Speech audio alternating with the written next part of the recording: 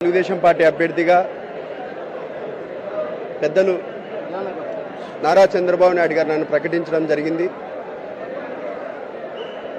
ఈ ప్రజాస్వామ్యంలో ఏ విధంగా రాజకీయంగా పోరాడాలా, ఏ విధంగా ప్రజల్లో ఉండాలా, ప్రజలకు ఏ విధంగా అభివృద్ధి పనులు చేయాలా, ప్రజలకు సంక్షేమ పథకాలు ఏ విధంగా అందజేయాలా, ఈ విధంగా ప్రజాస్వామ్యంలో రాజకీయాల్లో ఉంటేనే మనం చేయొచ్చు, రాజకీయంగా మనము ఏ విధంగా ముందుకు పోవాలా, కష్టపడిన కార్యకర్తకు కష్టపడిన నాయకులకు ఏ విధంగా చంద్రబాబు నాయుడు గారు ప్రాధాన్యత ఇస్తున్నారు అనేది నా విషయంలో మీ అందరికీ తెలిసిన విషయమే. జమ్లమూరు నియోజకవర్గం తెలుగుదేశం పార్టీ ఇన్ఛార్జిగా ఇచ్చిన తర్వాత అక్కడ తెలుగుదేశం పార్టీ నాయకులు పార్టీని విడిచిపెట్టిపోయిన తర్వాత నాకు ఒక ఇన్ఛార్జి బాధ్యత ఇవ్వడం జరిగింది.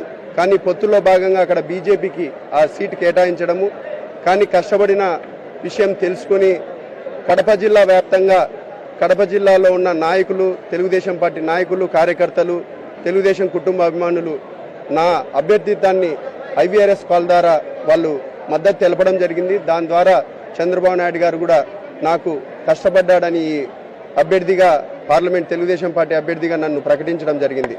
కానీ ఇక్కడ విషయం ఏంటంటే దాదాపు 30 ఏళ్ల నుంచి ఒకటే కుటుంబం ఎంపీగా ఉండడం జరుగుతూ ఉంది. మార్పు రావాలా, నమ్మకం మీద ఓటేయాలా, అమ్మకానికి కాదు మన ఓటని ఈ కడప జిల్లా ప్రజలకు నేను విజ్ఞప్తి చేస్తున్నాను. ఒకసారి మార్పు రానియండి. ఒకటే కుటుంబము 35 ఏళ్ల నుంచి శాసిస్తుంది ఈ కడప జిల్లాని. కాబట్టి నాలాంటి యువకుడిని ప్రోత్సహించి ఈరోజు చంద్రబాబు నాయుడు గారు అభ్యర్థిగా ప్రకటించడం జరిగింది. కడప జిల్లా ప్రజలందరినీ నేను విజ్ఞప్తి చేస్తున్నా, మార్పు రావాలా, మార్పు కోరుకున్న ప్రతి ఒక్కరూ నాకు మద్దతు తెలపాలని కూడా ఈ సందర్భంగా కోరుకుంటున్నాను. అట్లనే ఒక సైడు త్వరలో షర్మిలమ్మ గారు కూడా కాంగ్రెస్ అభ్యర్థిగా ఆమె కూడా నిలబడిపోతుందని తెలుస్తూ ఉంది.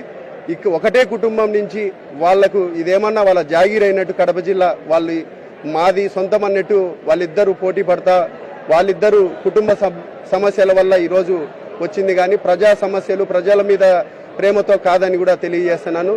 ఈరోజు ఒక సైడు వివేకానంద రెడ్డి మర్డర్ కేసుని ఆ రోజు నారాసుర రక్త చరిత్రని మా నాయకుడి మీద అనవసరంగా ఆ రోజు 2019 ఎలక్షన్స్లో వాళ్ళు మా నాయకుడి మీద నిందారోపణలు వేసి పబ్బం గడుపుకున్నారు. మరీ ముఖ్యంగా మా చిన్నాయన బీటెక్ రవీణ గారి పైన కూడా నిందారోపణలు చేసి ఆ రోజు పబ్బం కట్టుకున్నారు. కానీ ఈరోజు 5 ఏళ్ళు అవుతుంది. ఎవరు ముద్దాయిలో, ఎవరు దాంతో ప్రధాన పాత్రలో అందరికీ తెలిసిన విషయమే. కాబట్టి కడప జిల్లా ప్రజలు ఒక్కసారి ఆలోచన చేయండి.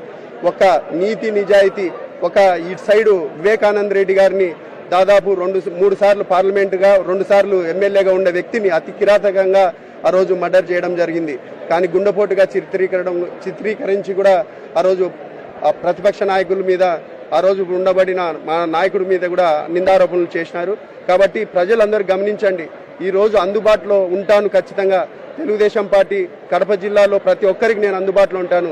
ఏ నాయకుడికైనా ఏ కార్యకర్తకైనా ఇబ్బంది వచ్చినా ఖచ్చితంగా నేను రెస్పాన్స్ ఇచ్చి వాళ్ళకు అండదండలుగా ఉంటానని కూడా ఈ సభాముఖంగా తెలియజేస్తున్నాను. ప్రతి ఒక్కరిని తెలుగుదేశం పార్టీ నాయకులనే కాదు కడప జిల్లా ప్రజల్ని కూడా కాపాడుకున్న బాధ్యత నాది తీసుకుంటానని కూడా ఈ సందర్భంగా తెలియజేస్తున్నాను. ఎవరు అధైర్యపడద్దు. రానున్న రోజుల్లో ఖచ్చితంగా ఇది ప్రజాస్వామ్యం, ప్రజలే దేవుళ్ళు, సమాజమే దేవాలయమని మా తెలుగుదేశం పార్టీ నినాదం కూడా. కాబట్టి ఆ నినాదంతోనే మేము ముందుకు వెళ్తాము. ప్రజలు దేవుళ్ళు, ప్రజలే ఓట్లేసి ఖచ్చితంగా తెలుగుదేశం పార్టీ నాకు అత్యధికంగా మెజార్టీ ఇచ్చి గెలిపిస్తారని, అట్లనే పులివెందుల్లో బీటెక్ రవీణ గారిని కూడా అత్యధిక మెజార్టీ ఇచ్చి గెలిపిస్తారని కూడా ఈ సందర్భంగా తెలియజేస్తున్నాను.